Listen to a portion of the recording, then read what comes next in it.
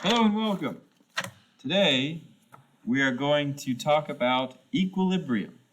Now this is chapter 22, which is actually the chapter we just did, but understand that equilibrium is also in chapter 22 in your book, but it's such a large and important topic that it's really important for us to set it aside from kinetics and talk about it by itself.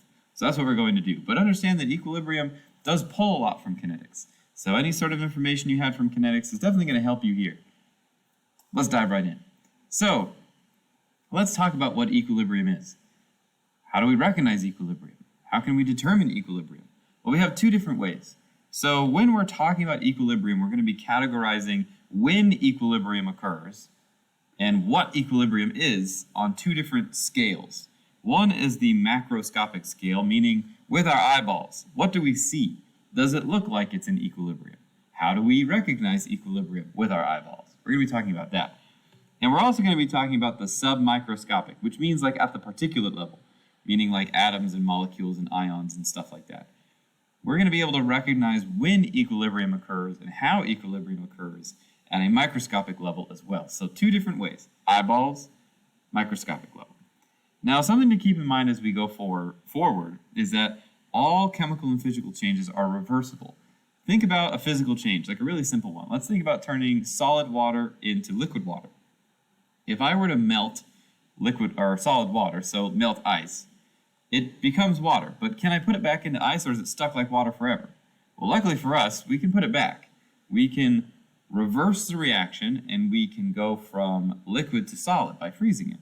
Chemical reactions are the same way.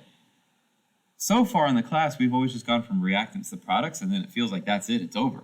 But understand that all processes can go the other way. We can go from products to reactants. It's just the science might be a little different behind it. So let's explore that a little bit. Let's look at an example like this. Let's say that we have NO2, which is nitrogen dioxide, produces N2O4. And this is our first reaction. And then after our first reaction is done, our second reaction is N2O4 produces NO2. That's kind of weird. It's almost like a loop, right? But let's explore this a little. Understand that NO2 is a nitrogen dioxide, and it's a brown gas, and N2O4 is a colorless gas. You might be familiar with nitrogen dioxide as a byproduct of a lot of our industrial things that we do.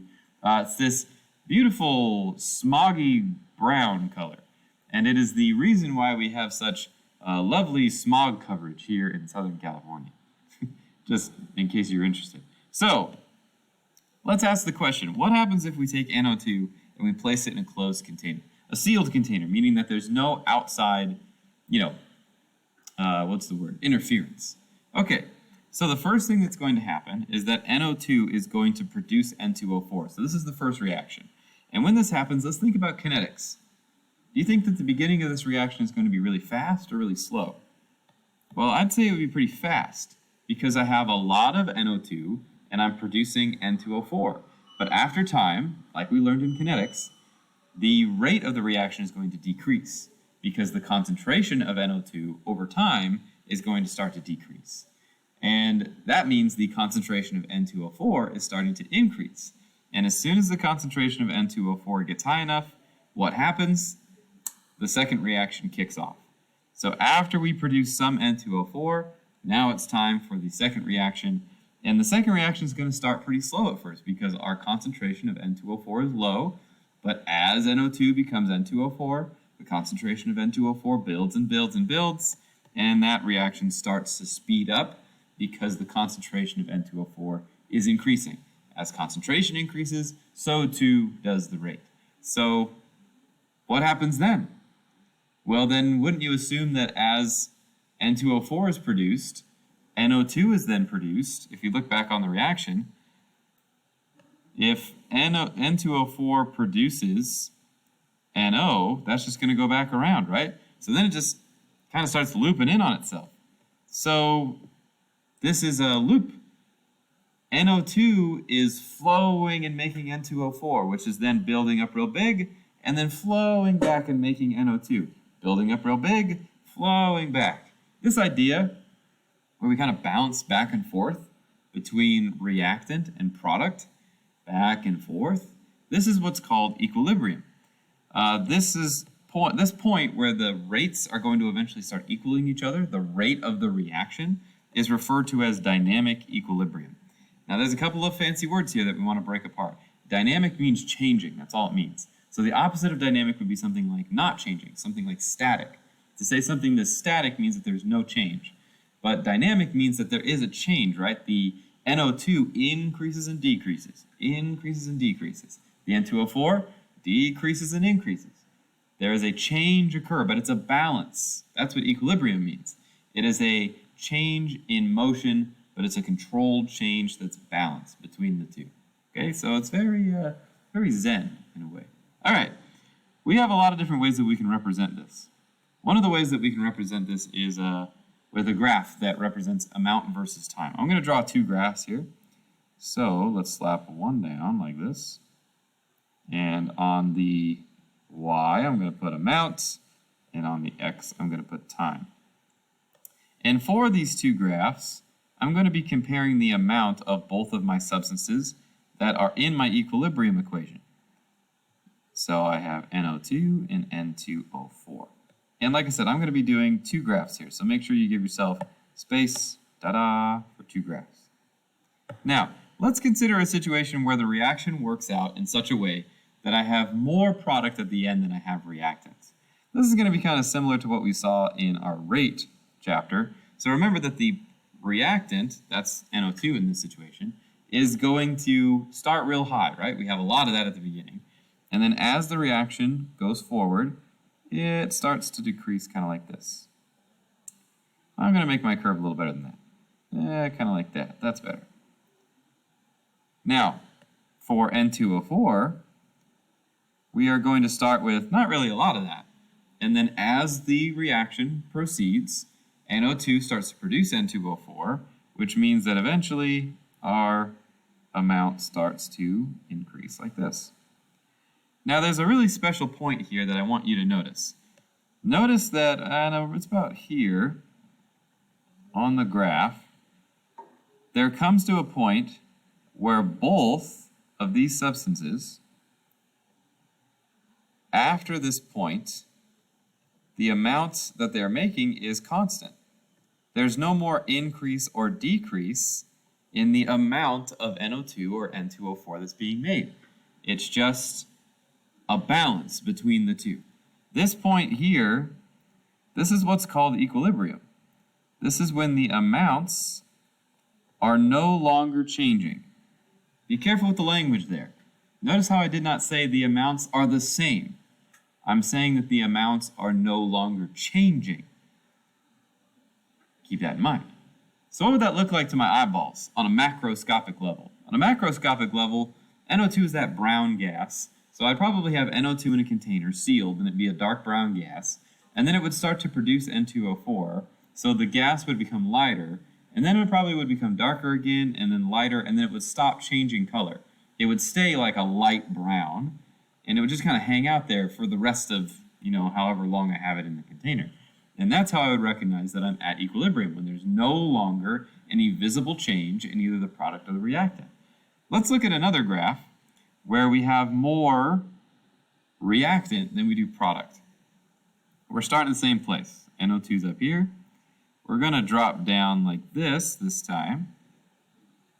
And then our N2O4 is right here. We're going to go up like this, and we're going to kind of level off.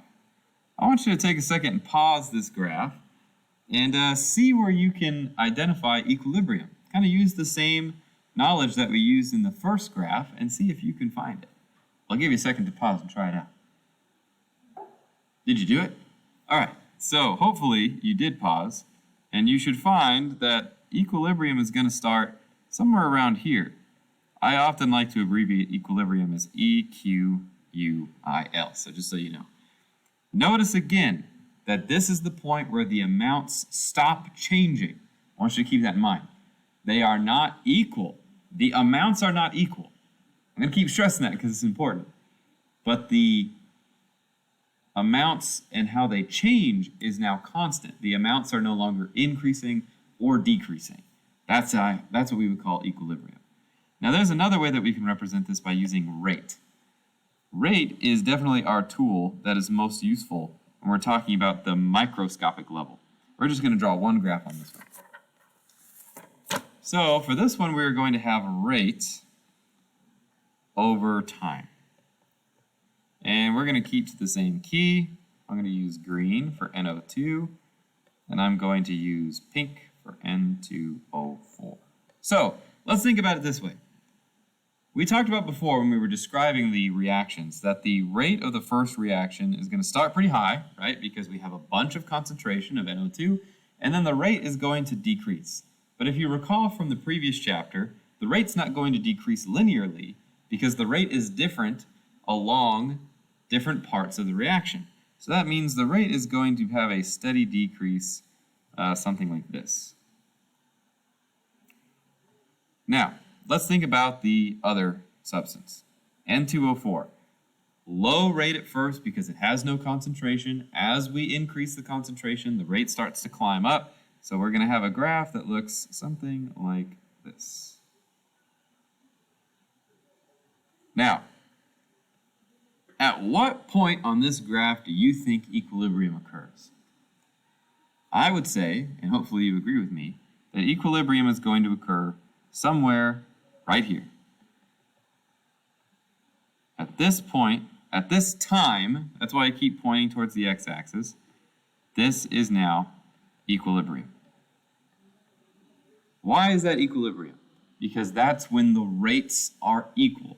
Think about how these two graphs, I'm going to kind of zoom out a little bit. Think about how these two graphs are related to each other. If the rate of the reactions are now equal, wouldn't you also agree that if the rates are the same, then they are no longer making more or less of the amounts, right? Because the rates are now equal. So they are holding the amounts forming constant. They're related to each other. But these are just two different ways that we can recognize equilibrium. The top one, amount, is absolutely how we would do it with our eyeballs. The bottom one with rate is how we would do it microscopically. We'd have to calculate this with math. So it's just something to keep in mind. Two different ways for us to observe equilibrium. Rate, and this is what we're going to fill in here. On a macroscopic level, equilibrium has been reached when the amounts of reactants and products are not changing. Submicroscopic level, equilibrium has been reached when the rates of the two opposing reactions are equal. Again, this is just a summary of the stuff that we did in the graph. An equilibrium situation may only be achieved if no substances are entering or leaving. This is called a closed system. It doesn't have to be like an airtight seal. A closed system could even be like a solution. If it's a gas, it definitely needs to be like an airtight thing, but you could have like a solution that could be a closed system. An equilibrium situation may only be achieved at constant temperature. Why? Think back on kinetics. What does temperature do? Temperature affects the rate constant, which affects the overall rate of the reaction and also affects kinetic energy, which is going to disrupt a lot of stuff. So understand that temperature has to be held constant for equilibrium to be achieved. And we'll talk a little bit more about this as we go forward. Let's see if we can see a couple ways that we can represent chemical equilibrium in a chemical reaction. Instead of writing two different reactions, one arrow, another arrow, instead what we do is we use what's called an equilibrium arrow or a double-sided arrow. It kind of looks like this. My double-sided arrow looks a little whack. Like that.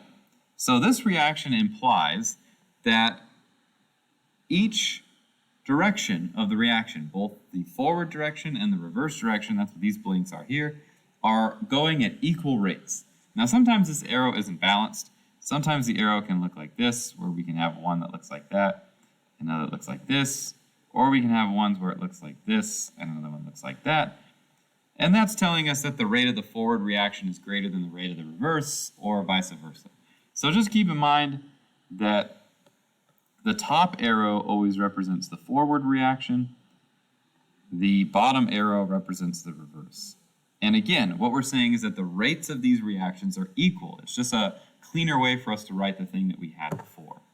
And we can visualize this type of equilibrium in a lot of different ways. So get your drawing pencils ready because we're going to draw a couple things. Let's look at vapor pressure. I'm going to draw a container. Ta-da! It looks like this. And I'm going to seal this container. So it is a sealed container. That's a lid. Just pretend it's a lid.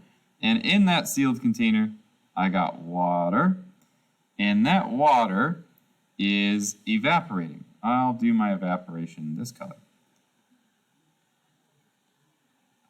And it's evaporating into gas particles. So I'm going to put a green arrow like this, and I'm going to say that is evaporation. But are those gas particles just staying as gases? Well, if I have a closed container, what's going to happen to those gas particles? Eventually, those gas particles are going to become so concentrated that they will go back. So now I have gas particles that are going back into a liquid state, which means that they are condensing. So this is condensation. And you might have done this experiment, or maybe you set something like this up in a biology class, or maybe when you were younger or something, where if you take a cup and you put, in a sealed container, you can like replicate the rain cycle in this way because, the water evaporates, it condenses, it goes down. This is an equilibrium between vapor pressure, between liquid water and gaseous water. So if we wanted to write the equation for this, I would write H2O as a liquid, and again I'm using a double-sided arrow because the rates are equal.